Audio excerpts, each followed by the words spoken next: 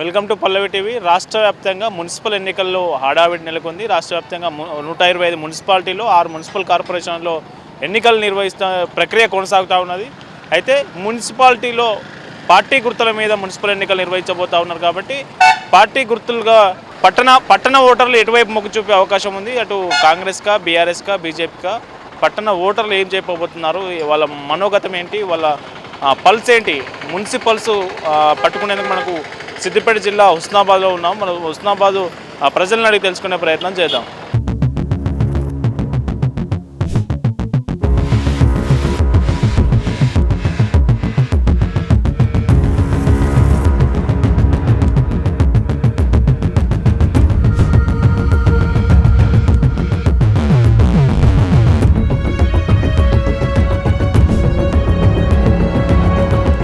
త్వరలో హుస్నాబాద్ మున్సిపాలిటీకి ఎన్నికలు రాబోతూ ఉన్నాయి. ఎన్నికల ప్రక్రియ కొనసాగుతూ ఉంది. మున్సిపల్ ఎన్నికలు పార్టీ గుర్తుల మీద జరగబోతూ ఉన్నాయి కాబట్టి రాష్ట్రంలో అధికార కాంగ్రెస్ పార్టీ, ప్రతిపక్ష బీఆర్ఎస్, బీజేపీలు హోరాహోరీగా తలపడే అవకాశం ఉంది.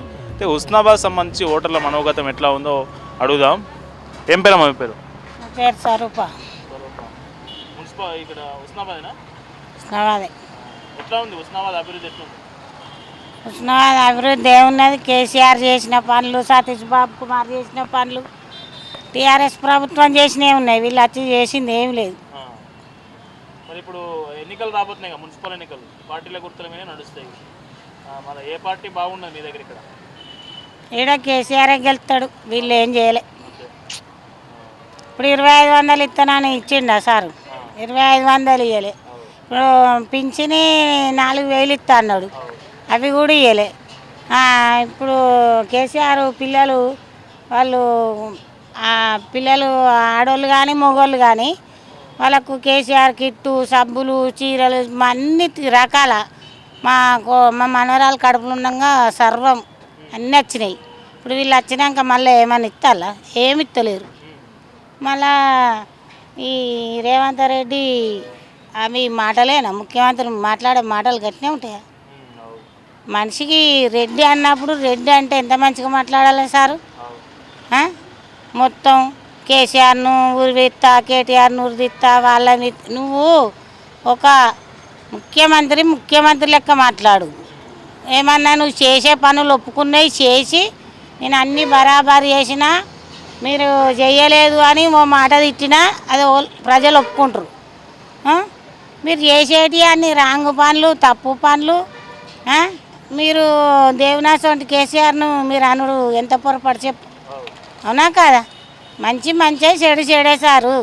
ఇప్పుడు ఈ రేవంత్ రెడ్డి వచ్చిన సార్ని ఏమన్నా ఈ బేరాలు అవుతానే, ఏమన్నా గిరాకులు అవుతానే సార్? మాకు అసలు మొత్తం లాసే. బేరాలు నడుచులు లేదు, ఏమి లేదు. అప్పుడు ఏదైనా ఇంత కేసీఆర్ వచ్చినప్పుడు పంట వండే వాళ్ళు అమ్ముకునేరి, పైసలు వస్తే కొనుక్కునేరి.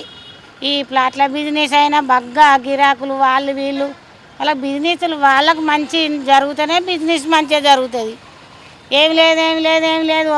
రైతులకు కేసీఆర్ రైతు బంధు, రైతు బీమా వాళ్ళు చనిపోతే సర్వం ఆయన ఒప్పుకున్నాడు, చేసిండు. ఇప్పుడు ప్రపంచంలో కేసీఆర్ చేసినంత ఎవ్వరు చేయలే. ఎందుకను?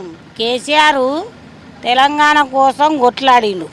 కొట్లాడి పానం పోయి ఇప్పుడు మన రాష్ట్రాన్ని మనం 60 ఏళ్ళు 70 ఏళ్ళు ఇందిరాగాంధీ ప్రభుత్వం పాలించిండు. నువ్వు పాలించి ఏం చేసినావు? ఏమైనా చేసిండ్లా మీరు? మళ్ళీ కేసీఆర్ కొట్లాడే సావంతుల దాకా చచ్చిపోతాడని తెలిసే ఆమె ఇందిరాగాంధీ, ఆమెకు కొడుకో బిడ్డ, ఆమె దయగల తల్లి, ఆమె ఒప్పుకున్నది. ఇంతమంది వేణుగోపాల్చారి, శ్రీకాంతాచారి వాళ్ళ బాధ, పిల్లల బాధ చూసి ఆమె కూడా ఒక తల్లి. ఇంతమంది మళ్ళీ కేసీఆర్ చచ్చిపోతే అగ్గిగుండం అవుతుంది ఇది అని ఆమె బాధ ఆలోచించి ఆమె పుట్టినరోజు కేసీఆర్ చచ్చిపోతే ఇంకా బాగా డేంజర్ అవుతుందని ఆమె ఇంకా తెలంగాణ ప్రకటించింది. కేసీఆర్ కొట్లాడితేనే ప్రకటించింది, మరి వేరే రోజు ఎందుకు ప్రకటించలే? సరే వాళ్ళు ప్రకటించినాక మళ్ళీ ఈ ఎమ్మెల్యేలు, ఎంపీలు అందరు కలిసి నువ్వు ఇట్లెందుకు ఇస్తా అట్లయితే మళ్ళీ తిరగబడి మళ్ళీ తెలంగాణ కింది మీద చేస్తే 5-6 నెలలు మళ్ళీ కొట్లాడి మళ్ళీ లొల్లులై మళ్ళా అందరు చచ్చిపోయారు, వాళ్ళు చేయబట్టే చచ్చిపోయారు సారు. కేసీఆర్ ఏం చేసిండు?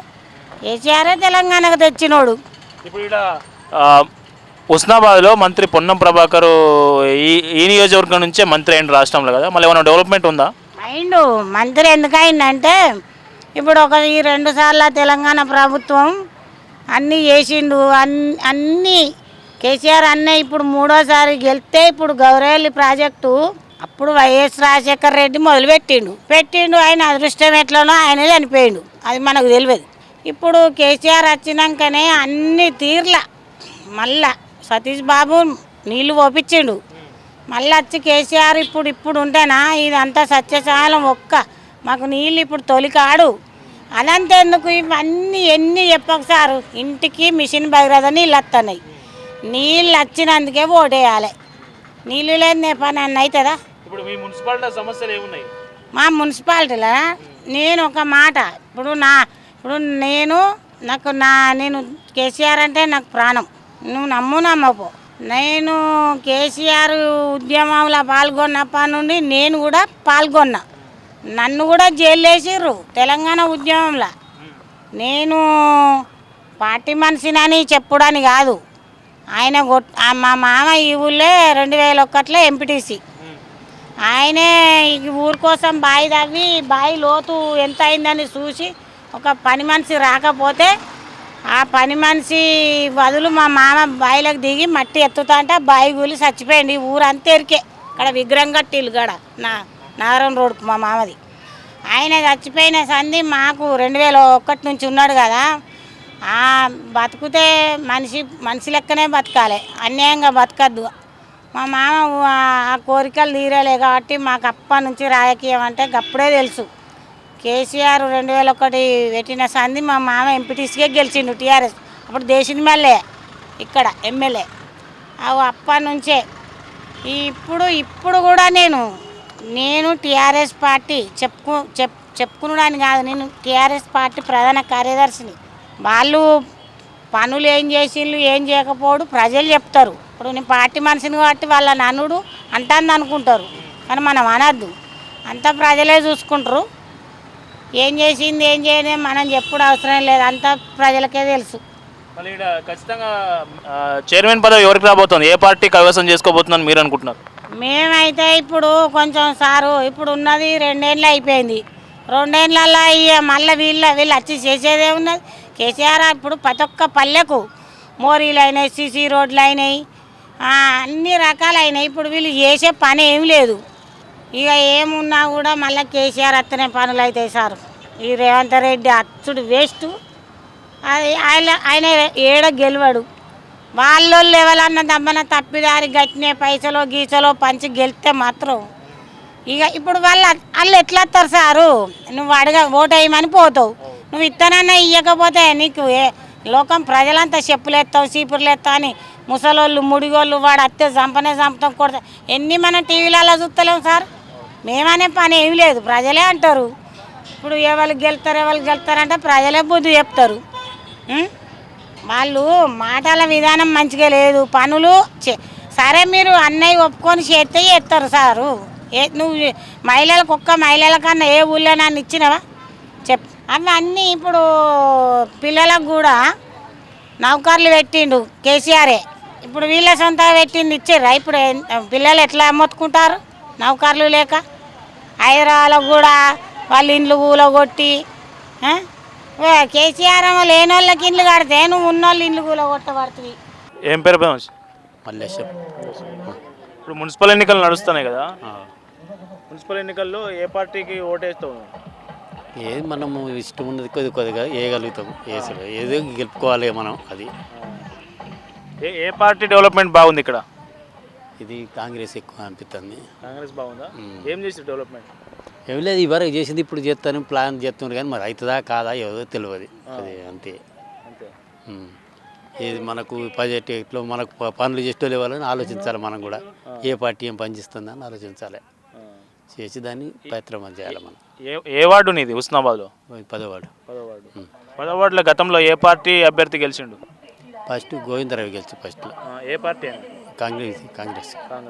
మళ్ళీ ఈసారి ఇక ఇప్పుడు ఎవరితాడో పోటీ ఎవరికి చేస్తాడో తెలియదు. ఇక ఎవరు 4 ఎవరుతారు, మరి ఎవరికి వెళ్తారు, ఎవరికి ఇస్తారు, ఏసీలకి ఇస్తారా, బీసీలకి ఇస్తారా, లేడీస్కి ఇస్తారా, ఎవరికి తెలియదు కదా. ఓకే సరే. ఇప్పుడు మున్సిపల్ ఎలక్షన్స్ వస్తున్నాయి హుస్నాబాద్కి. కాంగ్రెస్, బీఆర్ఎస్, బీజేపీ 3 పార్టీలు పోటీ పడబోతున్నాయి. మీ దగ్గర ఏ పార్టీ బాగున్నది? ఇప్పుడు గతంలో బాగుండేనా, ఇప్పుడు బాగున్నదా? అభివృద్ధి ఎట్లున్నది? ఇప్పుడే బాగుంది. ఇప్పుడే బాగుంది. ఏం మంచిగా? ఏం మంచి అంటే మాకు ఇంత కోటార్స్ ఇస్తాండ్రు. ఇల్లు వచ్చిందా? ఇల్లు పెట్టుకున్నాము, ఇల్లు వస్తుంది. ఎక్కడ ఉంటారు మీరు? గాంధీ దగ్గర ఉంటాం. గాంధీ దగ్గర ఉంటాం మేము. ఇప్పుడు రెంట్కున్నారు? ఇల్లు ఉంది కానీ అది మా అత్తమ్మ వాళ్ళ ఇంట్లో ఉంటా. అది మా బావ పేరు మీద కట్టుకున్నారు. ఇప్పుడు మేము పెట్టుకున్నాం. నా భర్త లేడు, నేను పెట్టుకుంటే నాకు శాంక్షన్ అయింది. ఇప్పుడు మీ ఎమ్మెల్యే మంత్రిగా ఉన్నాడు, పొన్నం ప్రభాకర్ మంత్రిగా ఉన్నారు ఇక్కడ నుంచి. ఆయన వచ్చిన తర్వాత హుస్నాబాద్ అభివృద్ధి ఏమైనా మారిందా? ఇక మారిందంటే ఇక అవి కొంచెం నాకు కొన్ని తెలితే కొన్ని తెలియదు. ఇక మారిందంటే మారుతుంది. మా గవర్నమెంట్ హాస్పిటల్ కడతాండ్రు, మాతా శిశు ఓపెనింగ్ అయింది. మా ఎల్లమ్మ చెరువు కానీ, మా ఎల్లమ్మ గుడి కానీ మాకు కొంచెం డెవలప్ అయింది. గుడి తీసేసి మళ్ళీ గుడి కడతాండ్రు. మా ఎల్లమ్మ చెరువుకు మరమ్మతు అయింది. మేము తెనుగోళ్ళం. బాగానే ఉంది. ఇక అది వరకు కొడుకున్నాడు, నేనున్నా చూస్తాం. అప్పుడు మా వార్డుకు కౌన్సిలర్ ఎవరు నిలబడతారు, మాకు ఎవరైతే పని చేయగలుగుతారు దాన్ని చూసుకొని మేము ఓటేస్తాం. పార్టీతో సంబంధం లేదు, మాకు పని చేసేటోళ్ళు కావాలి. రేపు ఆపదకైనా సంపద అయినా నా భర్త లేడు, నా కొడుకున్నాడు, నా కొడుకు హైదరాబాద్లో ఉంటాడు.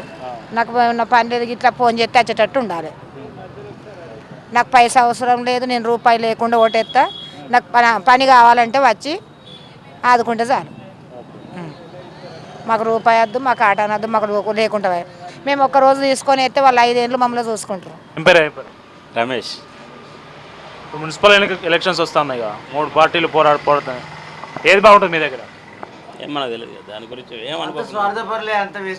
అంత స్వార్థపరులు ఎవరిని పందికొకలేక వాడే చదువుకుంటారు. స్వార్థపరులు ఎవరు లేరు. అంత ఏ నాయకులు మీ చేస్తాం చేసే వాళ్ళు మాత్రం లేరు. ఏం పేరు మీ పేరు? నా పేరు లక్ష్మయ్య. కరీంనగర్ మనకు హుస్నాబాద్ మున్సిపల్ ఎన్నికలు వస్తూ ఉన్నాయి కదా, ఏ పార్టీకి ఓటేస్తావు నువ్వు? ఏ పార్టీ చైర్మన్ పదవి దక్కించుకుంటే బాగుంటుంది ఇక్కడ? నేను బీజేపీ పార్టీకి ఓటేస్తా. మరి బీజేపీ పార్టీ చైర్మన్ అయితేనే బాగుంటుంది. మనకు కేంద్రం నుంచి వెళ్ళి ఏదైనా వస్తుంది. ఇక్కడ ఉన్న కాంగ్రెస్ పార్టీ ఏం చేస్తలేదు. మళ్ళీ టీఆర్ఎస్ కూడా అది గెలిచినా కానీ ఉపయోగం ఏం లేదు. అంతే. ఈ 2 నెలలు ఏమైనా అభివృద్ధి జరిగిందా? ఏమీ జరగలేదు. అట్లా నామమాత్రం చెప్తూనే ఉంటారు, ఇది అవుతుంది అది అవుతుంది అంటారు, ఏది కూడా అవుతలేదు. అంతే. ఇప్పుడు హుస్నాబాద్ కరీంనగర్లో ఉంటే బాగుంటుందా, సిద్దిపేట జిల్లాలో ఉంటే బాగుంటుందా? నీ అభిప్రాయం ఏంటి? అది సిద్దిపేటలో ఉంటేనే బాగుంటుంది నాకు తెలిసినంతవరకు అయితే. ఎందుకట్లా? అది ఇదివరకు చేసిండ్రు వాళ్ళు సర్వే ప్రకారం, అందులో ఉంటేనే బాగుంటుంది.